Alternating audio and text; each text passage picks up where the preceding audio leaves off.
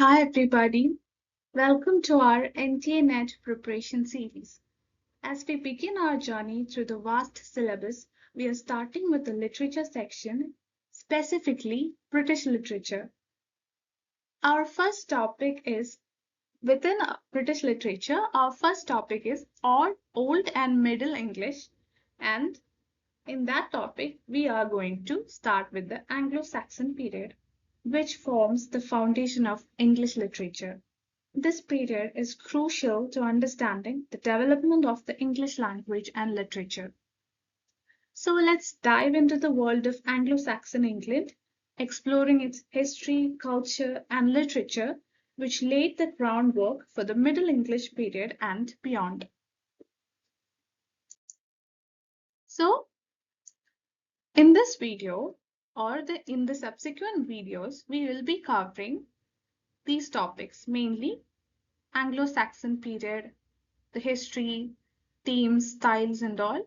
Along with that, we will be discussing the important works of this period, important works of Anglo-Saxon period. Also, we will be covering Anglo-Norman literature along with the famous works of Anglo-Norman period. So first, let us begin with the introduction to the Anglo-Saxon period. Let's analyze the historical background, the various themes and styles associated with this period.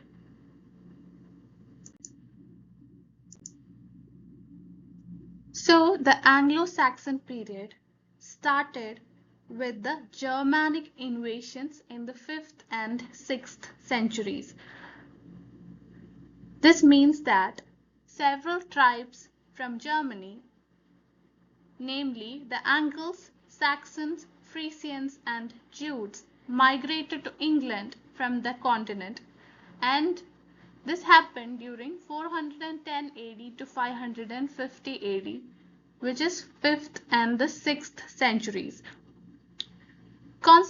Consequently, as a result of this, the native Celtic-speaking population was displaced and assimilated. And this led to the rise of several Germanic kingdoms.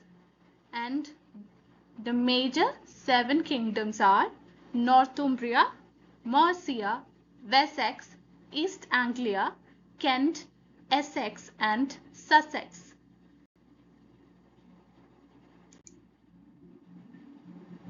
After this, Christianity spread because during that time, Christianity was slowly spreading throughout Europe, and Christian missionaries, including St. Augustine, introduced Christianity to England.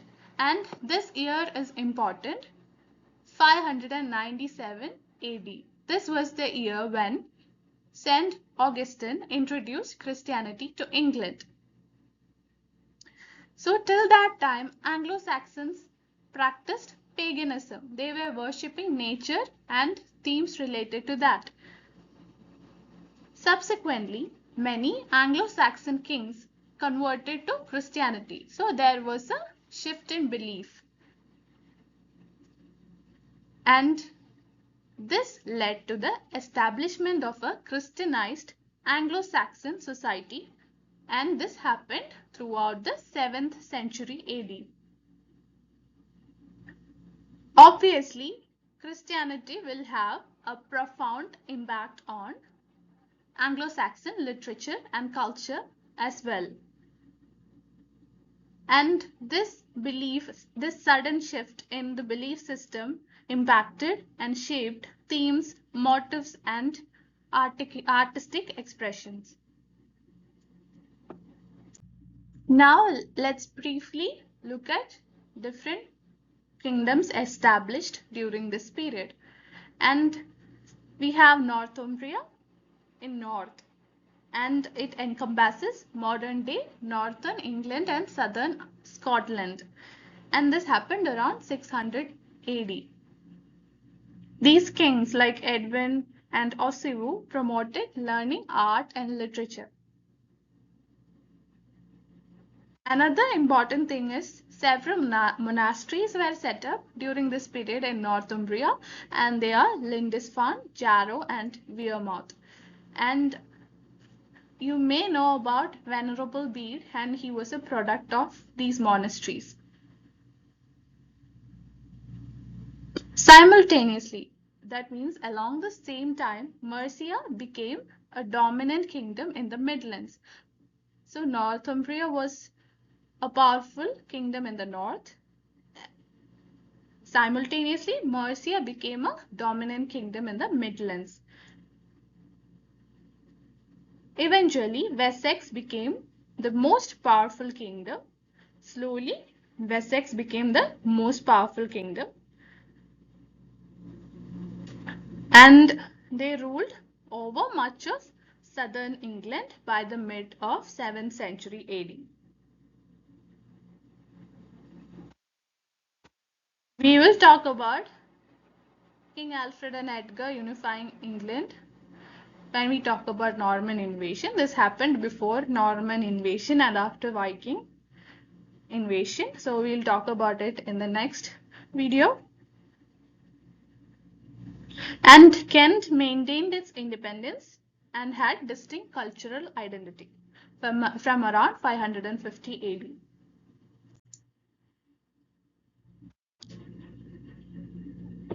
But everything was not peaceful. Viking raids and settlements disrupted Anglo-Saxon society. Some kingdoms declined because of this. But the Viking invasions also influenced Anglo-Saxon politics, culture, and literature, and this introduced new themes and motifs, and this happened throughout the 9th century AD. Now let's delve into different Anglo-Saxon themes and styles. The common themes in Anglo-Saxon works or literature. The first one is heroism and courage. So heroism and courage were emphasized, and the main focus was on bravery, strength, and martial power. Loyalty and honor. Loyalty was given a lot of importance during that time. So importance of loyalty to lord, kin, and community. As we already discussed, Christianity was spreading at that time, and obviously Christian motifs will be there in the literature as well. So Christianity and morality. Christian themes, motifs, and symbolism emphasizing moral lessons. Nature and the supernatural. Exploration of natural world, its beauty and its dangers. Exile and wanderlust. Themes of exile, displacement, and wanderlust were also important themes. Now let's talk about the Anglo-Saxon style. First, we have the alliterative verse. So this is characterized by the repetition of the initial consonant sounds, and this creates a musical quality. Caesura. This means pauses within a line of verse, creating a sense of drama or emphasis. So if we take a line of verse, there will be pauses, and this will create a dramatic effect and or for adding emphasis to the line. Next one is kenning. These are basically using metaphors to describe people, places, or things using circumlocution. So kenning means metaphors to describe people, places, or things. That's not the direct description of things, that in an indirect way things are described using metaphors, imagery, and symbolism. As we already discussed in themes also, there were descriptions of nature, objects, and events. And apart from the literal meaning, these also had a deeper meaning. So, vivid and elaborate descriptions of nature, objects, and events can be found, and these carried a deeper meanings. And epic and oral traditions were very much alive during this period, and this was influenced by oral storytelling and epic poetry. And this used formulaic language and repetition. Now let's move on to the Anglo-Saxon key authors and their important works. And this is important. You have to pay attention to this. The main authors during this period are Cadman. He was a 7th century poet, and he was attributed to the composition of Cadman's hymn. The Beowulf poet. Beowulf is an important work during that period, but the author is unfortunately anonymous, and this is an epic poem. Cynewulf. He is a 9th century poet, and he's very much known for his use of runic signatures in his poems. Bede, or the one and only Venerable Bede. He was a renowned scholar and historian, and he's known for his ecclesiastical history of the English people. This was originally written in Latin, and later King Alfred translated it into Old English. Aldham. The next one, he is a 7th century scholar, poet, and bishop, and his works are Carmen de Virginitate and De Laude Virginitatis. King Alfred. He was a 9th century Anglo-Saxon king, and he's very famous, and he's known for his translation of Latin works into Old English, just like he translated Ecclesiastical History of the English People, and this had a different name, and after it was translated to Old English, we call it by this name. And like that, he also translated several other works. So King Alfred is known for his translation of Latin works into Old English.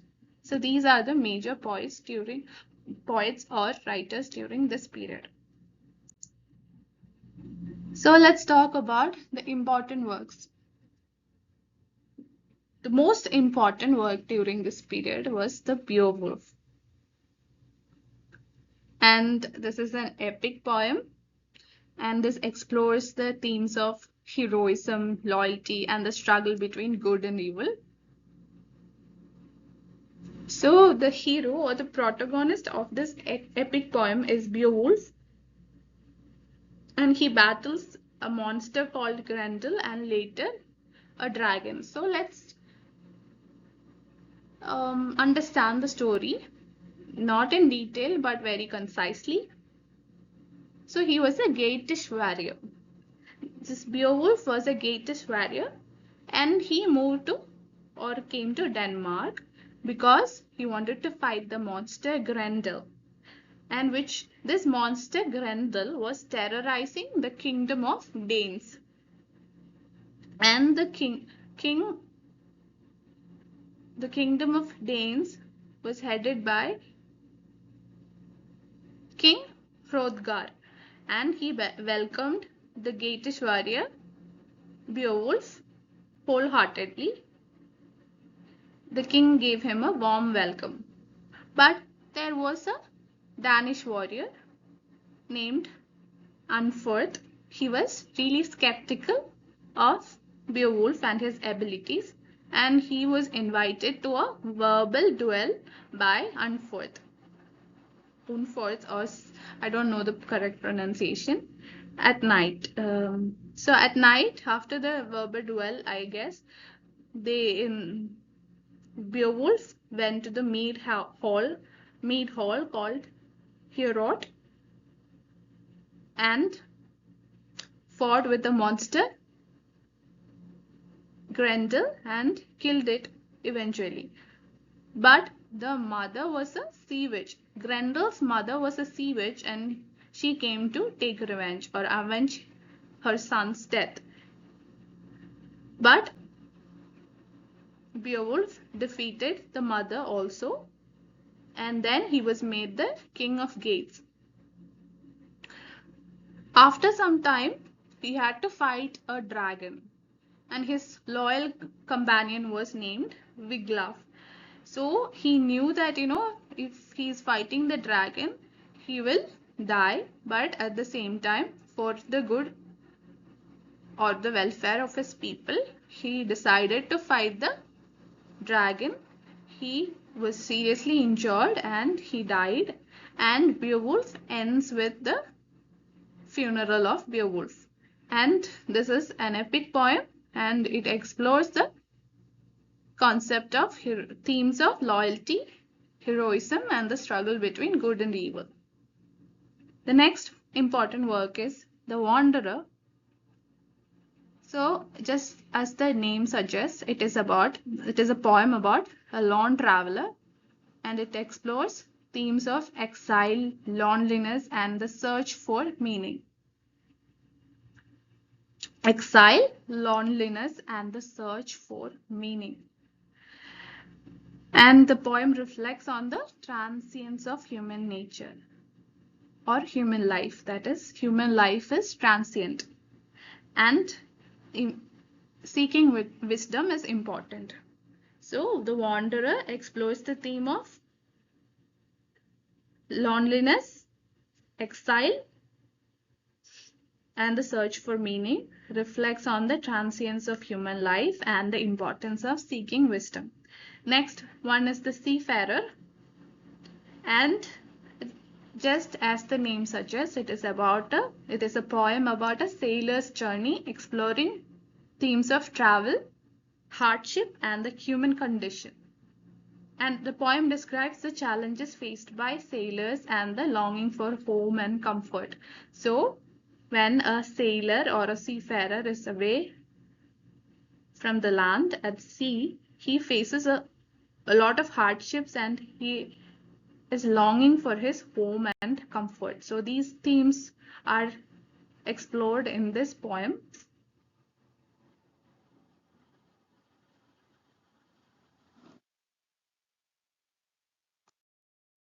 So the Anglo-Saxon Chronicle is a prose work, and it is nothing but a collection of annals recording historical events, and this provides valuable information into Anglo-Saxon history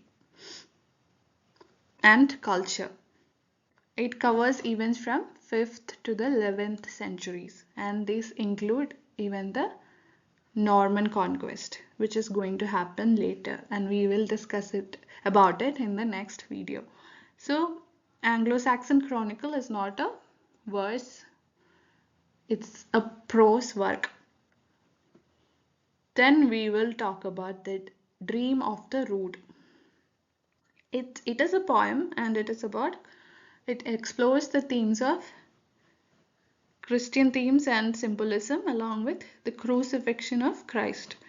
And the cross is portrayed as a symbol of salvation and redemption. So, salvation, redemption, Christian themes, symbolism, crucifixion of Christ, and the name of the poem is The Dream of the Rood.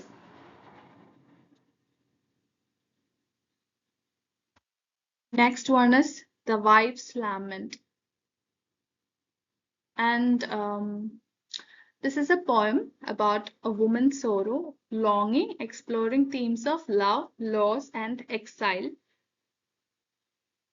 And the poem reflects on the hardships faced by women in Anglo-Saxon society. So in Anglo-Saxon society, the women faced a lot of hardships, and these themes are explored in this poem named The Wife's Lament, and it's about a woman's sorrow and longing, exploration of themes of love, loss, and exile. Then we have Cadman's hymn, and it is a short hymn-like poem, and it explores the story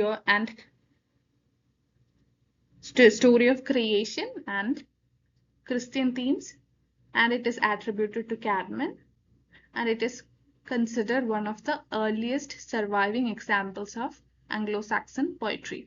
So, if you look at the time period, we can understand that it is one of the earliest surviving examples of Anglo-Saxon poetry, Cadman's hymn, and it explores the themes of the creation story and the Christian themes. Now we are going to talk about the Battle of Maldon, which is also a famous poem during this period, and this was written by an anonymous poet, and this commemorates the Battle of Maldon, which was fought between the English and the Vikings.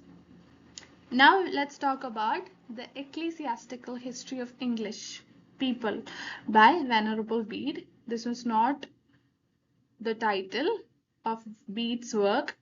It's actually written in Latin, but King Alfred the Great translated the work from Latin to Old English, The Ecclesiastical History of English People by Venerable Bede, and this chronicles the history of Christianity in England from the Roman era to the 8th century. This one is Lindisfarne Gospels. This is nothing but an illuminated manuscript, very artistic and illuminated manuscript of the Gospels. And this shows us the artistic and literary achievements of the Northumbrian monasteries. Let's also discuss some of the works by Synewulf, the Fates of the Apostles. Just as the name suggests, this deals with the story of the life of the apostles, and the Ascension deals with the story of the Ascension of Christ. Juliana and Eileen talks about Saint Juliana and Saint Eileen. Next work is Exodus. And we all know the story of Exodus, the parting of the Red Sea and the destruction of the Egyptian army and everything. So this is a retelling of the biblical story. This is written in a heroic style, and the themes of faith, obedience, and God's deliverance are explored. Actually, we don't know who wrote Exodus, but it is attributed to Synewulf. Judith and Daniel, attributed to Synewulf, although some scholars debate this attribution.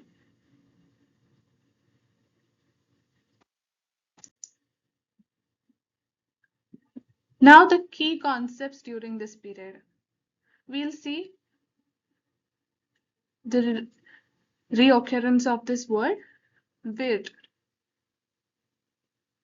According to the Anglo-Saxon people, this means predestiny or fate or destiny. The concept of fate or destiny central to Anglo-Saxon thought. This is called weird. Comitatus. It refers to the bond between a lord and his retainers. This is a concept which emphasizes loyalty and duty. Miodu. We know they had a lot of mead halls during that time, so this symbolizes community gathering, social bonding, and socializing and everything. So these terms you should keep in mind. Virt comitatus miodu.